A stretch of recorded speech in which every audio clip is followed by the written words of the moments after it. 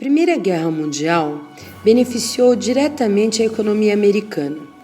Durante o conflito, a indústria dos Estados Unidos abasteceu a Europa com armamentos, alimentos, matérias-primas e produtos industrializados. Como a guerra não foi travada em território americano, este não sofreu os danos causados aos países europeus, como a destruição de campos, fábricas e da infraestrutura para o atendimento da população. Esses fatores propiciaram aos Estados Unidos uma posição privilegiada no período pós-guerra, consolidando uma hegemonia econômica que só seria abalada com a Grande Depressão iniciada em 1929.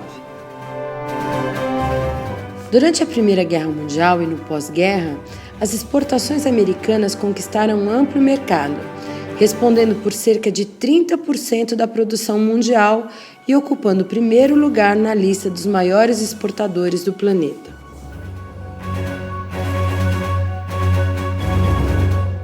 O lucro das empresas era extraordinário.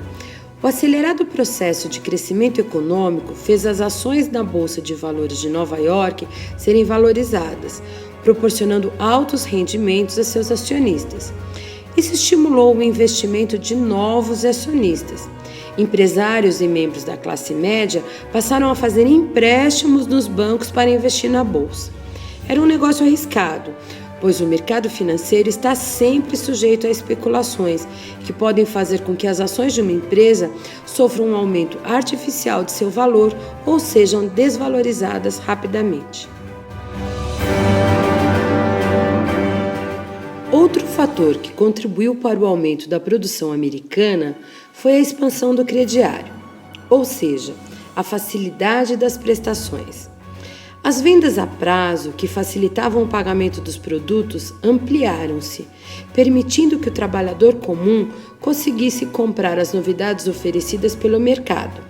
O poder de compra produzia a sensação de prosperidade, inclusive para as camadas mais baixas da população que podiam então consumir. O consumo tornou-se sinônimo de prosperidade e desenvolvimento, porém, os salários não acompanhavam o ritmo da produção.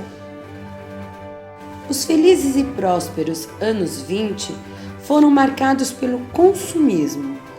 Diante da grande produção de artigos industrializados, do barateamento de custos e da facilidade do crédito, o mercado interno americano desenvolveu-se. A novidade da época era que o trabalhador comum tinha meios para adquirir os últimos modelos de rádio, de geladeira e até mesmo de automóvel. Era o espírito do American Way of Life, estilo de vida americano que associava o consumo ao progresso nacional, desenvolvimento tecnológico, econômico e social.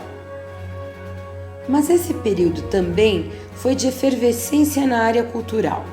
Aos poucos, a indústria do entretenimento ganhava força e colaborava para a disseminação do modelo americano de sociedade. O cinema foi o melhor exemplo disso.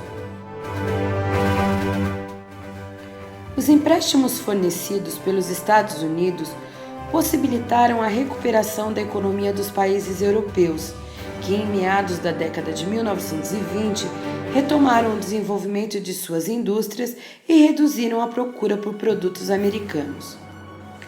Ao mesmo tempo, esses países adotaram medidas protecionistas com relação à entrada de produtos estrangeiros, a fim de favorecer a produção nacional. Tais medidas provocaram um acúmulo de produção nos Estados Unidos, que era a maior do mundo. O resultado foi a diminuição dos preços e do consumo. A partir de 1925, a tendência de crescimento americano inverteu-se. O aumento descontrolado do crédito interno para estimular a produção e elevar o consumo reforçou a especulação na bolsa de valores. A situação financeira das empresas, que enfrentavam dificuldades por causa do alto endividamento e do baixo volume de vendas, deixou de corresponder aos valores das ações em alta constante. Esse cenário provocou demissões em massa, o que diminuía também o consumo. Essa redução, por sua vez, aumentava ainda mais a demissão de trabalhadores. Instalava-se um círculo vicioso, cuja consequência foi uma enorme crise também chamada Grande Depressão, anunciada formalmente com a quebra da Bolsa de Nova York em 1929.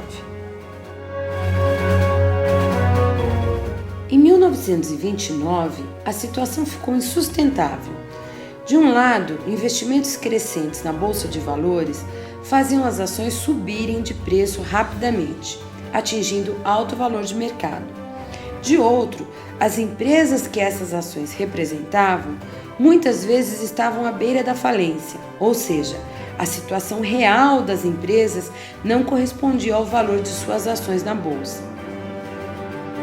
Alguns empresários e investidores tinham conhecimento da situação real e no mês de outubro de 1929, milhares deles apressaram-se em vender suas ações. Isso provocou uma repentina baixa nos preços das ações e a consequente falência de muitos acionistas. Essa queda vertiginosa do valor das ações levou o nome de crash, quebra da Bolsa de Nova York, em 24 de outubro de 1929. A quebra do mercado de ações causou a ruína para milhares de investidores e o fechamento de diversas empresas. A crise prolongou-se por vários anos e se estendeu pela maior parte do mundo durante a década de 1930, atingindo inclusive o Brasil. Em países como a Alemanha, já muito prejudicada pela Primeira Guerra Mundial, acredita-se que mais de 50% da população entre 15 e 30 anos estava desempregada. A crise de 1929 não foi a primeira enfrentada pelos países capitalistas.